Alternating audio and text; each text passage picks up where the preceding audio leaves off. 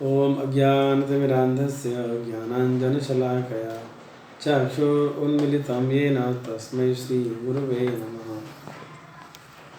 आज परम पूज्य गोपाल कृष्ण गोस्वामी महाराज जी की आविर्भाव तिथि है, अन्नदा एकादशी। तो गुरु का हम प्राकट दिन मनाते हैं व्यास पूजा के नाम से। इसको व्यास पूजा इसलिए बताया गया है क्योंकि ये महर्षि व्यास से जो चली आ रही परंपरा है उसका प्रतिनिधि गुरु जो है व्यास जी का प्रतिनिधि है। वैसे तो सबसे पहले इस ज्ञान को आदि गुरु जो है वो सबसे पहले जो गुरु बलराम जी और भगवान श्री कृष्ण से ज्ञान ब्रह्मा जी से नारद जी को और महर्षि नारद ने व्यास जी को ये ज्ञान वितरित किया। और इसी परंपरा में जो आचार्य है उनकी आविर्भाव तिथि को बताते हैं व्यास पूजा। तो भगवान सबके हृदय में चैत्य गुरु के रूप में विद्यमान है। ईश्वर सर्वभूतानां हृदयेषु अर्जुन तिष्ठति।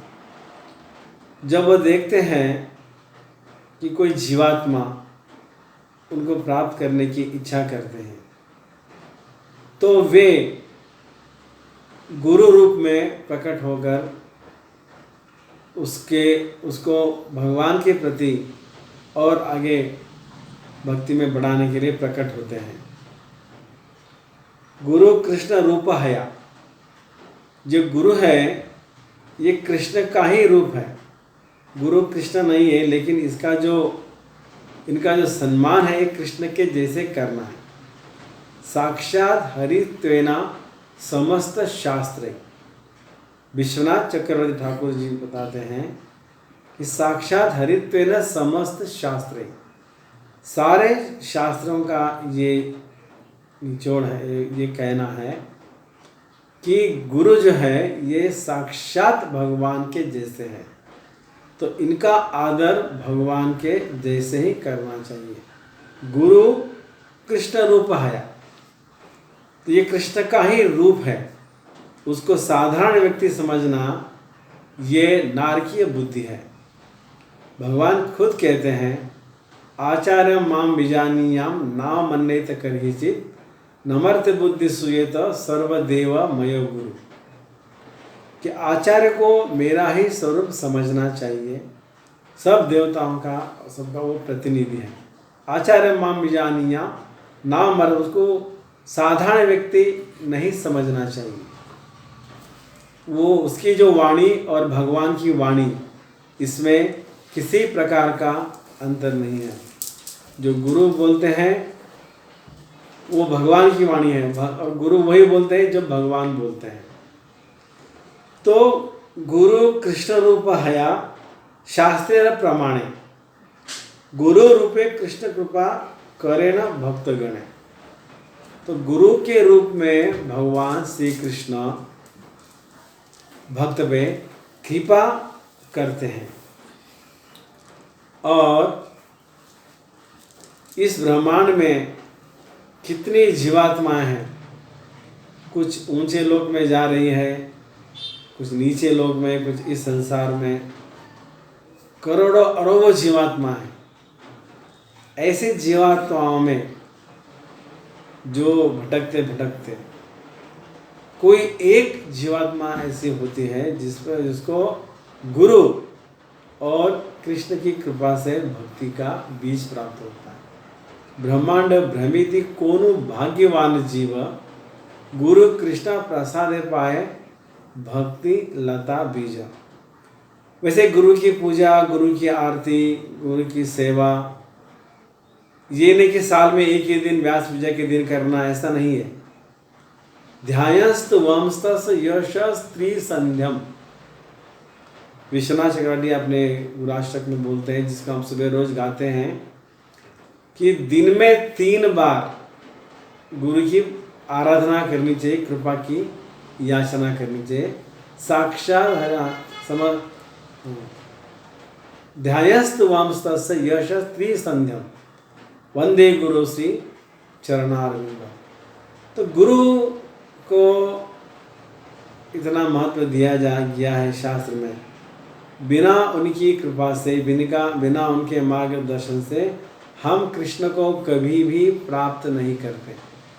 जिस प्रकार से कोई व्यक्ति जहाज लेके अगर जाएगा, बिना जिसको जहाज चलाना नहीं आता है, समुद्र में लेके चला जाएगा जहाज को, वहीं भटकता रहेगा।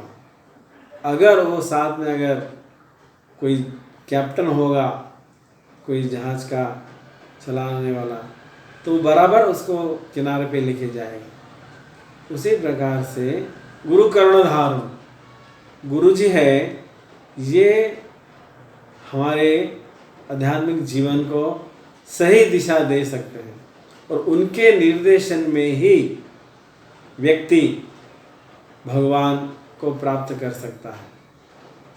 तो गुरु का जो महत्व है, गुरु की जो व्यास पूजा है, ये नहीं कि एक ही दिन मनाना है, इसको हमको हर दिन गुरु जी की आराधना। लेकिन आज के दिन जब भगवान का जिस प्रकार से हम आविर्भाव मनाते हैं, वैसे तो भगवान की पूजा अर्चना रोज करते हैं, लेकिन जन्माष्टमी के दिन ही इतने पूरी दुनिया भगवान श्री कृष्ण का गुणगान करती है, उनकी आराधना करती है उसी दिन, क्योंकि सबके मनों में इस प्रकार से भावना रहती है कि आज के दिन भगवान प्रकट हुए थे। उसी प्रकार से गुरु भी भगवान ही जैसे ही है। तो हमको भी उत्सव को वैसे ही मनाना चाहिए जैसे हम जन्माष्टमी, रामनवमी इत्यादि भगवान के आविर्भाव को मनाते हैं, क्योंकि उनमें भगवान में और गुरु में कोई फर्क नहीं है। तो हरि के जैसा ही गुरु है। तो इस प्रकार से हमको जो है गुरु की व्यास पूजा को बड़े धूमधाम से मनाना चाहिए और ये उनके जो आदेश है उनका जीवन में उतारना चाहिए। हर आचार्य इस पे जोर दिए हैं। सुबह हम गुरु पूजा गाते हैं कि जहारा प्रसाद है भाई ये भव तरिय जाई। इनकी कृपा से जहारा प्रसाद है भाई, इस भवसागर को तरना है तो गुरु महाराज की कृपा चाहिए। तो जहारा प्रसाद है भाई ये भव तरिय जाई, कृष्ण प्राप्ति होए जहाँ आए थे। अगर व्यक्ति गुरु के व्यास पूजा नहीं मनाता है, अगर नहीं, तो उसको उस व्यक्ति को कभी भी कृष्ण की प्राप्ति नहीं हो सकती है। जहाँ प्रसाद है भाई ये भवतरिय जाई, कृष्ण प्राप्ति होए जहाँ है थे। और गुरु मुख पद्म वाक्य चित्ते थे करी के अर्न, श्री गुरु चरणे रति यही से उत्तम गति। तो अगर गुरु के चरणों में उसकी रति नहीं है तो उसकी दुर्गति निश्चित है। श्री गुरु चरण यही से उत्तम गति, ये प्रसादे पूरे सर्व आशा। तो उनकी जो कृपा है, उनकी कृपा से हमारे आध्यात्मिक जीवन के सब प्रकार की इच्छाएं पूरी होगी। अगर उनकी कृपा नहीं होगी तो हमारी कोई भी आध्यात्मिक इच्छा पूरी नहीं होगी। जहाँ न प्रसाद है भाई ये भव तरिए जाए, कृष्ण प्राप्ति हो जा। गुरु मुख पद्म वाक्य चित्ते ते करिए क्या, आर ना करिए मने आशा। श्री गुरु चरण ये प्रसादे पूरे सर्व आशा। और हम ढूंढ रहे हैं संसार में सुख को हर जीवात्मा, लेकिन बिना गुरु की कृपा के आदमी को किसी प्रकार का भी वो सुख की आशा नहीं कर सकता है। गुरु का इतना महत्व है, इसीलिए जब भगवान भी इस संसार में आते हैं तो वो गुरु बनाते हैं। जैसे भगवान श्री कृष्ण जी आए तो उन्होंने सांदीपनी, कृष्ण बलराम जी ने सांदीपनी उन्हीं को गुरु बनाया। उन्होंने ये नहीं कहा तो मैं तो भगवान हूँ, मैं सब कुछ जानता हूँ। नहीं, उन्होंने गुरु बनाया, गुरु बस संसार को दिखाया कि अपने आचार्य, अपने करीन भक्ति भाव अंगीकार, अपने आचार्य भक्ति सिखाए न सभारे। चैतन्य महाप्रभु जी भी आए तो उन्होंने ईश्वरपुरी को अपना गुरु बनाया, ईश्वरपुरी ने माधवेंद्रपुरी को अपना गुरु बनाया। तो इस प्रकार से ये जो गुरु परंपरा है, इसमें हम देखते हैं कि चाहे कितने कोई विद्वान है कुछ भी, लेकिन हर व्यक्ति को गुरु का, प्रामाणिक गुरु का आश्रय बहुत ही आवश्यक है। यस अप्रसादान न गति कुतोपि, गुरु है नहीं तो वो उसका कोई गति है ही नहीं।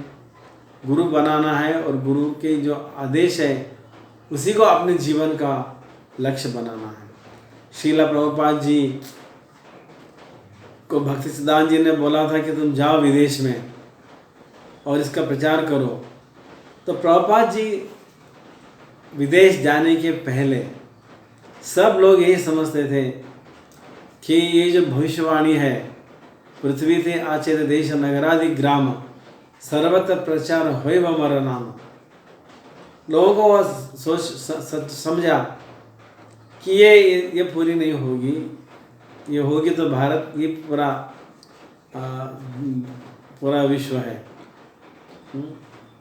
तो लेकिन भक्त सरस्वती, भक्तिविनोद ठाकुर, इनको चैतन्य महाप्रभु जी के भविष्यवाणी में विश्वास था। पृथ्वी थे आचेत देश नगरादि ग्राम सर्वत्र प्रचार, क्योंकि भगवान की वाणी कभी भी झूठ नहीं हो सकती है। तो इस प्रकार से भगवान ने भेजा श्रील प्रभुपाद जी को, और प्रभुपाद जी ने ये सब बताया कि किस प्रकार से व्यास पूजा हमको मनानी चाहिए। प्रभुपाद जी को पूछा था कि हम गुरु का ऋण कैसे चुका सकते हैं। तो श्रील प्रभुपाद ने बोला कि आप लोग गुरु का ऋण कभी भी नहीं चुका सकते। एक सिर्फ आप काम कर सकते हो, जो आपके गुरु ने आपको बताया है वो जाके और लोगों को आप बता सकते हो। तो इस प्रकार से हम देखते हैं कि बिना गुरु के इस संसार में व्यक्ति भगवान को प्राप्त नहीं कर सकता है।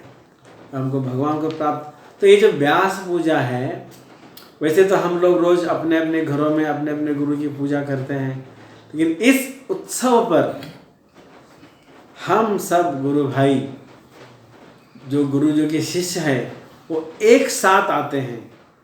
और जैसे हम देखते हैं भौतिक संसार में हर व्यक्ति को अपने जन्मदिन का मैसेज आता है, खास करके जो भौतिकतावादी व्यक्ति हैं उनको जब कोई बोलते हैं हैप्पी बर्थडे, आपको जन्मदिन की शुभकामनाएं, तो उसको अच्छा लगता है। तो गुरु किसी की प्रशंसा का भूखा नहीं है, लेकिन ये एक हमारा कर्तव्य है कि उनके जन्मदिन के दिन, उनका जन्मदिन नहीं मनाते हैं हम, उनका प्राकट्य दिन मनाते हैं। वो प्रकट हुए और उस तिथि को हम बोलते हैं, उस उत्सव को बोलते हैं व्यास पूजा। कि उस समय हम पूरे हमारे जो आचार्य हैं इन सब का स्मरण करते हैं। हमारे जितने भी आचार्य, प्रभुपाद, भक्ति सिद्धांत गौर किशोर बाबा जी, भक्ति विनोद ठाकुर, जगन्नाथ दास बाबा जी, 6 गोस्वामी, इस परंपरा में ईश्वरपुरी, माधवेंद्रपुरी और नारद जी, व्यास जी, नारद जी, ब्रह्मा जी, भगवान श्री कृष्ण, इस प्रकार से हम पूरे हमारी जो परंपरा के आचार्य सबका स्मरण करते हैं और हमारे जो गुरुदेव है उनका हम गुणगान करके उनकी जो ये जो व्यास पूजा है इस उत्सव को मनाते हैं। तो ये हर शिष्य का ये कर्तव्य है कि अपने गुरु के प्राकट्य दिन के दिन जो उसके जीवन में जब वो गुरु से दीक्षा लेता है तो उसका आध्यात्मिक जीवन शुरू हो जाता है। तो इसको पूरे जीवन आगे बढ़ाने के लिए इस व्यास पूजा को मनाना चाहिए। हरे कृष्ण।